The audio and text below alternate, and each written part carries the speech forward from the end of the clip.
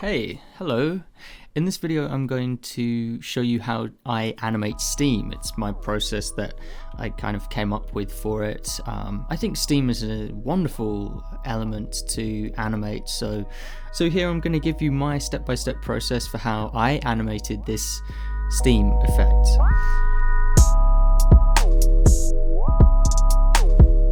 Step 1, we start by observing real-life reference of what we're trying to animate. I found this really good reference video of a steaming cup of coffee and I thought this was perfect. The light shining through and we're able to see everything with a lot of clarity. I set the video speed to 0.25 and just watched it. I replayed it many times. I replayed the parts of it that I particularly liked as well. And I'm looking for patterns and recurring shapes. Right now, I'm not looking as much as at the motion. I will look at the motion later, but I'm really looking at the design of these shapes. So I'm looking for shapes in particular that I think are characteristic, shapes that to me look very pleasing. So I think this shape here looks quite appealing because of the negative space. And I'm going to see where that shape progressed to. So what's the design here? Later on, it looks very different.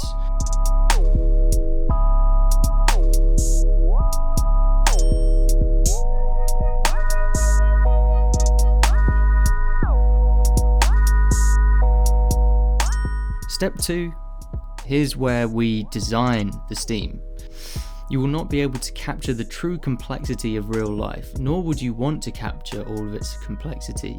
Your job as an artist is to simplify and interpret what you see. So yeah, simplifying is really important with these, just bringing it down to the essence of what it is. I start by picking out shapes I can see in the Steam. But so far these are what we call thumbnail sketches in animation, so they're like little test sketches to help you get to grips with animating the Steam. We're looking for the most appealing shapes. Accuracy doesn't matter at this point, it's about how it looks. We want shapes that are hypnotizing and seductive for this. That's the kind of Steam that I'm trying to create here. So this one I think is too complex. It's maybe I would make this into a single curve just to simplify it a little bit, maybe give it that kind of a shape. I really like this part here. I'd probably look more at the negative space affecting this part and this part here. You can see that there's a nice curve in there. That part would probably lift up here and start to consume that positive space with the negative space. I really like this shape here. It kind of resembles a flame, I guess, so I have to make sure to not entirely do these flame shapes, otherwise it could kind of be like, oh, is that just fire that's white? The negative space is incredibly important in shaping the effect. So here the negative space is pushing in that way. We've got this kind of horn shape, or a T shape, you could see it as. It's really important how we're taking this in. We're not just looking at it and saying, oh, it's random. Now that's a cop-out. If you say it's random, that's a cop-out answer. It's not random. There's patterns in it that you can recognize. And you also can't say, oh, it's really complex. I mean, you can say it's complex, but don't stop there. Once you say it's complex, then okay, it's complex, but what is it doing? How can you reduce it down to something simple? That's a fascinating one. Look at that. Definitely gonna diagram that. Goes off like this, and this part is all twisting like this. Step 3, this time we're looking specifically at the motion. We're observing motion. Where do the vapors move to and how do they move? I'm looking for movements like twists, stretches, rotations, expansions, shrinkages, and I'm making observations about the speed. Do they ramp up in speed? Do they ease in? Do they ease out? All of those things, I'm just trying to observe them one by one and again gaining an understanding. I've got it playing on normal speed, and that's just to get a feeling of the rhythm. This is actually much faster than how I'll do it. I want a seductive, a playful but a slow, mellow, seductive steam. So with dust, the particles, they fall back down to the ground eventually. With steam, it actually gets absorbed into the air, so you actually see it disappear. Trying to put a name onto what I've been observing, I think once you name them, you can kind of identify them easier. So this is what I'm calling a flick. It's where that sort of, it's like a tongue that kind of lashes out and then comes back and withdraws back in. This one, I don't know, I could call it a discharge. Sorry about the writing. This is a twist. So I saw some lovely twists in the reference footage. That's a really nice thing that we can try and add in. And we've got a stretch as well. This one is I guess you could call sideways. Stretch and a twist. So this one's going to rotate. So these are different names that I'm assigning to these movements, and once you name it, it's like you're acknowledging it, you're identifying it, it's going to help you later on. So step 4, the reason why we've front loaded so much of the research and we've loaded up on information is because we are going to be animating this in straight ahead animation fashion.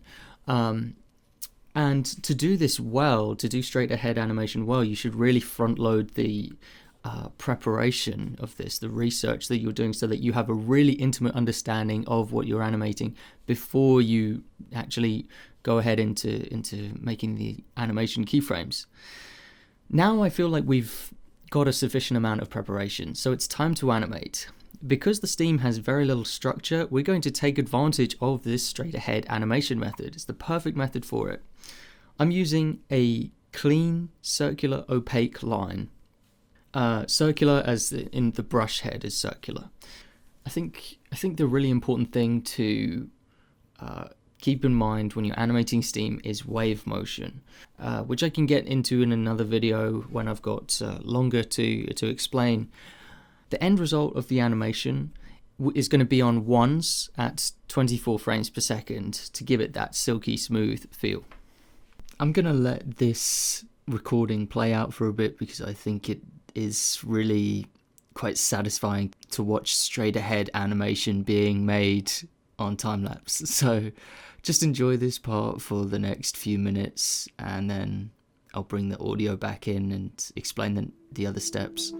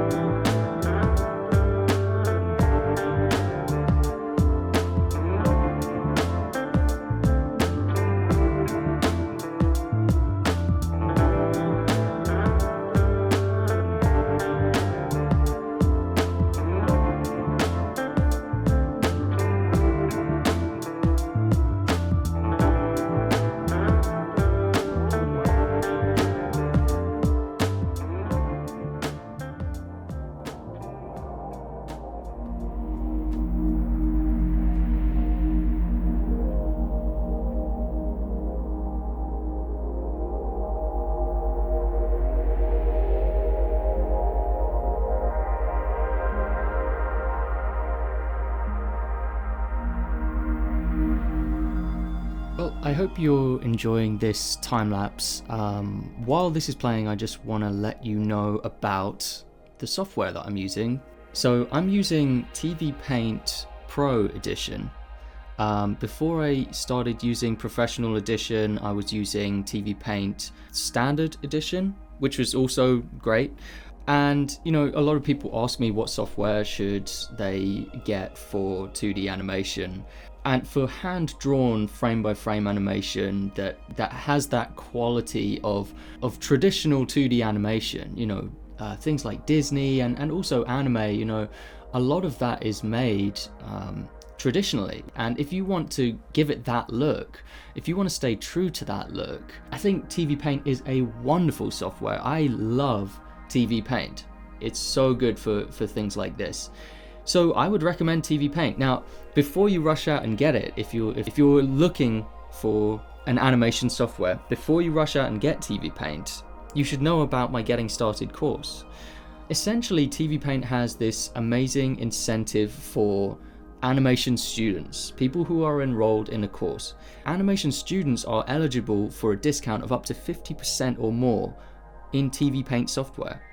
And so this can be equivalent to saving hundreds of euros on Professional Edition or on TV Paint Standard Edition. So if you're not a student, you can actually enroll in my Getting Started course and be eligible for this discount. You would actually save money overall just from being on the course. so check out my Getting Started course if you want to get that discount. And I really thank TV Paint for having this incentive to give students this discount on their software. I think it's really helpful.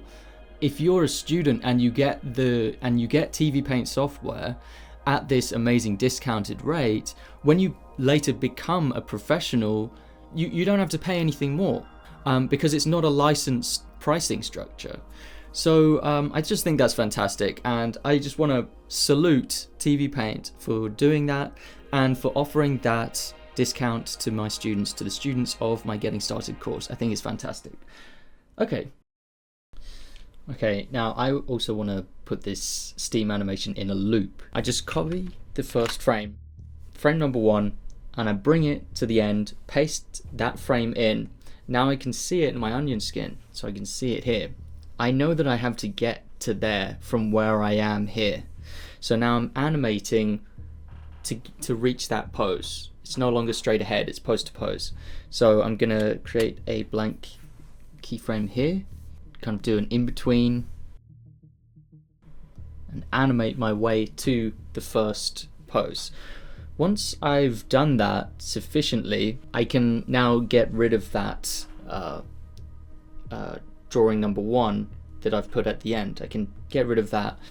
Now, although we are doing a straight ahead animation method, that doesn't mean that you can just expect the Steam to work the first time you play it back once you've done a once through with the frames.